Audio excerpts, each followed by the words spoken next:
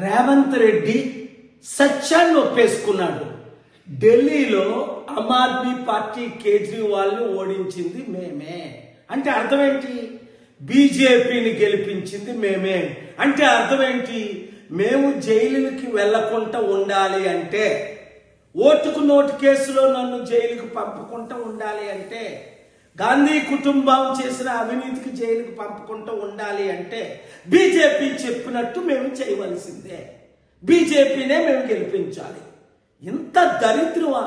ఒక national party అయి ఉండి 55 సంవత్సరాలు ఈ దేశాన్ని ఏలి మోదీకి, ఆర్ఎస్ఎస్కి, బీజేపీ తొత్తులైన ఈ కాంగ్రెస్ పార్టీని తెలంగాణ రాబోయే సర్పంచుల ఎలక్షన్లో, దేశంలో ఉన్న ప్రతి ఎలక్షన్లో చిత్తుగా ఓడించి మన ప్రజాశాంతి పార్టీ మోదీని ఢీకొనగలదు, అన్ని పార్టీల్ని ఢీకొనగలదు. కనుక రండి, కదిలి రండి బీసీ, ఎస్సీ, ఎస్టీలారా, మోసపోకండి. ఈ సత్యాన్ని అందరికీ ప్రకటించండి, చూపించండి. Thank you very much. Share చేయండి.